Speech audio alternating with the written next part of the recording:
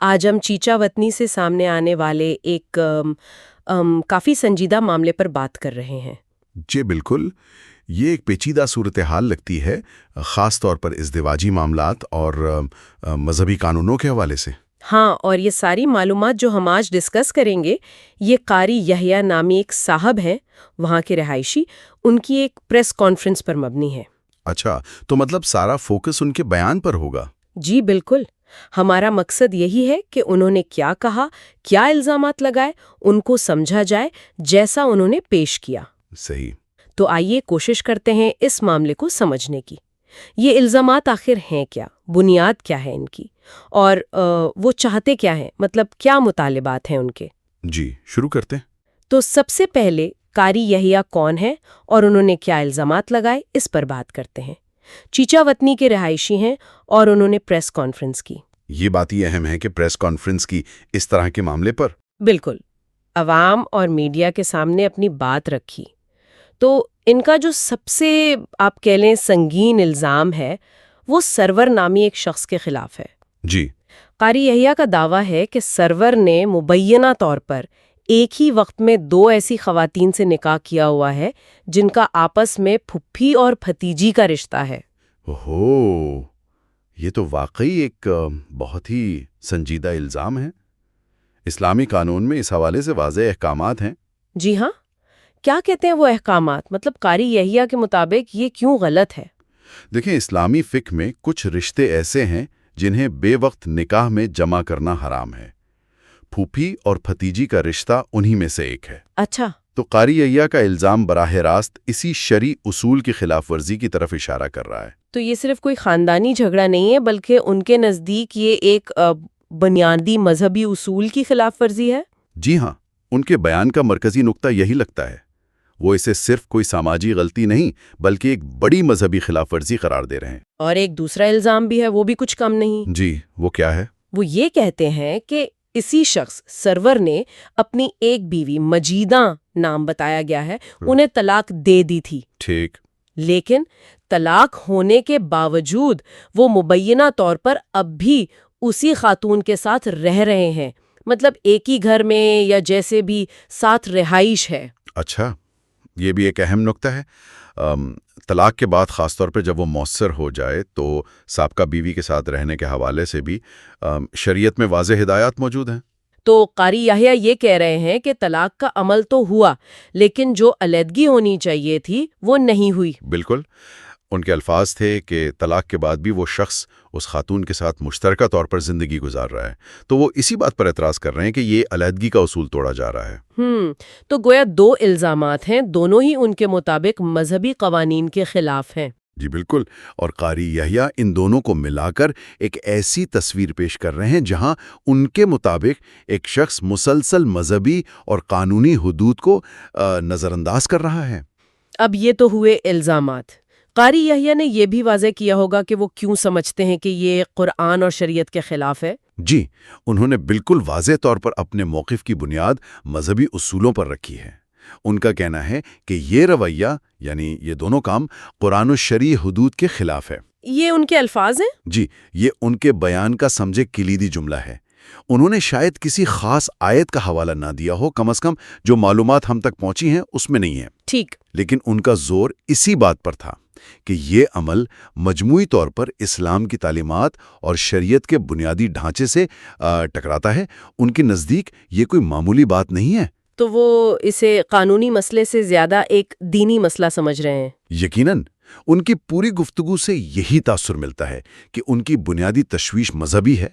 वो इसे शरीयत की पामाली के तौर पर देख रहे हैं और इसीलिए वो उसे अवामी सतह पर भी लाए। बिल्कुल, यही वजह है कि वो उसे इतनी शिद्दत से उठा रहे हैं और प्रेस कॉन्फ्रेंस तक गए। अच्छा, अगर वो उसे इतनी संगीन खिलाफ वर्जी समझते हैं तो फिर हल क्या है? उन्होंने कुछ मुतालबात भी तो किए होंगे। जी हाँ, इल्ज़ामात के साथ साथ उन्होंने हल के लिए कुछ रास्ते भी बताए हैं। और दिलचस्प बात यह है कि ये मुतालबात मजहबी और कानूनी दोनों तरह के हैं। अच्छा, क्या है वो मुतालबात? पहला मुतालबा या चैलेंज तो उन्होंने बराह रास्त उन अफराद को दिया है जिन पर इल्ज़ाम है, सरवर और जो भी मुलव्वस हैं उनके मुताबिक। वो कहते हैं अगर ये लोग सच्चे हैं तो कुरान पाक पर हल्फ दें। ओह, قرآن پر حلف، جی یہ تو بہت بڑی بات ہوتی ہے۔ جی بالکل، ہمارے معاشرے میں قرآن پر قسم کو سچائی کا آخری معیار سمجھا جاتا ہے، تو یہ مطالبہ ایک طرح سے ملزمان کو مذہبی کٹہرے میں لانے جیسا ہے۔ یعنی وہ کہہ رہے ہیں کہ اگر آپ صحیح ہیں تو قسم کھا کر ثابت کریں۔ جی بالکل، کہ اگر آپ کا دامن صاف ہے تو آئیے سب سے مقدس کتاب کی قسم کھا کر اپنی بے گناہی ثابت کیجیے۔ یہ تو ہوا ایک طرح کا فوری اور مذہبی حل، لیکن کیا صرف یہی کہا انہوں نے؟ نہیں، شاید وہ یہ بھی سمجھتے ہیں کہ حلف سے انکار ہو سکتا ہے یا اس کی قانونی حیثیت شاید محدود ہو، اس لیے انہوں نے دوسرا مطالبہ بھی کیا جو زیادہ رسمی اور قانونی ہے۔ وہ کیا ہے؟ انہوں نے کہا کہ اگر حلف نہیں اٹھاتے یا اس کے علاوہ بھی اس پورے معاملے کی شفاف تحقیق کی جائے۔ شفاف تحقیق یعنی انویسٹیگیشن؟ جی بالکل، غیر جانبدارانہ تفتیش، ثبوت جمع کیے جائیں، گواہیاں لی جائیں اور قانون کے مطابق فیصلہ ہو کہ الزامات درست ہیں یا نہیں۔ تو یہ ایک طرح سے متوازن اپروچ لگتی ہے، ایک طرف مذہبی چیلنج، دوسری طرف قانونی راستہ۔ جی ہاں، اور تیسرا مطالبہ اسی قانونی راستے کو مزید پکا کرتا ہے۔ انہوں نے واضح طور پر متعلقہ اداروں سے قانون کے مطابق تحقیقات اور انصاف کی فراہمی کا بھی تقاضا کیا ہے۔ اچھا، یعنی وہ چاہتے ہیں کہ ریاستی ادارے، پولیس، عدالتیں وہ بھی اس میں شامل ہوں۔ جی بالکل، اس سے لگتا ہے کہ وہ صرف پنچایت یا مقامی سطح پر حل نہیں چاہتے بلکہ باقاعدہ قانونی کارروائی چاہتے ہیں۔ یہ تینوں مطالبات مل کر ان کی سنجیدگی دکھاتے ہیں۔ ظاہر ہے اتنے سنگین الزامات کے بعد انہوں نے کچھ سخت الفاظ بھی استعمال کیے ہوں گے ملزمان کے لیے، مذمت وغیرہ۔ جی بالکل، قاری یحییٰ نے کافی سخت موقف اپنایا۔ انہوں نے واضح طور پر ملوث افراد کو جھوٹا قرار دیا۔ سیدھا سیدھا جھوٹا کہہ دیا؟ جی، اور اس سے آگے بڑھ کر انہوں نے ان کے عمل کو غیر آئینی بھی کہا۔ غیر آئینی؟ آئین کا اس سے کیا تعلق؟ یہ تو آئلی قانونوں کا معاملہ لگتا ہے۔ ہاں، یہ لفظ تھوڑا دلچسپ ہے۔ ہو سکتا ہے ان کی مراد غیر قانونی ہو، یا شاید وہ کہنا چاہ رہے ہوں کہ یہ ملک کے بنیادی اصولوں یا مسلمہ روایات کے خلاف ہے، لیکن اس لفظ سے معاملے کی سنجیدگی ضرور بڑھ جاتی ہے۔ یعنی وہ کہہ رہے ہیں کہ یہ صرف مذہبی نہیں بلکہ ملکی قوانین یا اصولوں کے بھی خلاف ہے۔ لگتا تو یہی ہے، وہ اسے صرف ایک ذاتی گناہ نہیں بلکہ ایک وسیع تر قانونی اور سماجی خلاف ورزی کے طور پر پیش کر رہے ہیں۔ انہوں نے اس عمل کی مذہبی اور سماجی مذمت کا بھی ذکر کیا۔ یعنی معاشرے سے بھی اپیل کی کہ وہ اس کی مذمت کریں؟ جی، یہ ایک طرح سے سماجی دباؤ بڑھانے کی کوشش بھی ہے۔ اور اپنے موقف کو مزید مضبوط کرنے کے لیے انہوں نے کیا دلیل دی؟ انہوں نے ایک بہت اہم بات کہی۔ انہوں نے کہا، اللہ تعالیٰ سچوں کے ساتھ ہوتا ہے۔ اچھا۔ اور یہ کہہ کر انہوں نے فوراً بعد پھر قرآن پر حلف کا چیلنج دیا۔ مطلب یہ کہ وہ خود کو سچا سمجھ رہے ہیں اور انہیں یقین ہے کہ اللہ ان کے ساتھ ہے، تو اگر دوسرے بھی سچے ہیں تو انہیں قسم کھانے سے ڈرنا نہیں چاہیے۔ یہ تو ایک طرح سے اخلاقی برتری قائم کرنے کی کوشش ہے۔ جی، یہ چیلنج معاملے کو صرف قانونی یا سماجی نہیں بلکہ ایمانی سطح پر بھی لے جاتا ہے۔ تو اگر ہم اس ساری بات کو سمیٹیں تو قاری یحییٰ کی پریس کانفرنس کا لب لباب کیا بنتا ہے؟ خلاصہ یہ ہے کہ قاری یحییٰ نے سرور نامی شخص پر دو بہت سنگین الزامات لگائے ہیں۔ پہلا، جی، بیک وقت پھوپھی اور بھتیجی کو نکاح میں رکھنا، جی، جو ان کے مطابق اسلامی قانون میں منع ہے۔ جی، اور دوسرا، طلاق دینے کے بعد بھی اپنی سابقہ بیوی کے ساتھ رہائش جاری رکھنا، جو طلاق کے شرعی تقاضوں کے خلاف ہے۔ ٹھیک۔ ان کے نزدیک یہ دونوں کام قرآن اور شریعت کی کھلی خلاف ورزی ہیں۔ اور اسی بنیاد پر وہ مذمت کر رہے ہیں اور انہیں جھوٹا کہہ رہے ہیں۔ جی، اور ان کے عمل کو غیر قانونی یا غیر آئینی قرار دے رہے ہیں اور شدید مذہبی اور سماجی مذمت کا احسار کر رہے ہیں۔ اور حل کے لیے دو آپشنز دیے ہیں، یا قرآن پر حلف یا قانونی تحقیقات۔ بالکل، یا تو ملزمان قسم کھا کر اپنی سچائی ثابت کریں یا پھر متعلقہ ادارے شفاف تحقیقات کر کے انصاف کریں۔ اور یہ بات پھر سے واضح کر دیں کہ یہ سب کچھ قاری یحییٰ کے بیان پر مبنی ہے، جیسا کہ ہمیں بتایا گیا۔ ہم یہاں صرف ان کے موقف کا تجزیہ کر رہے ہیں۔ جی ہاں، یہ بہت ضروری ہے۔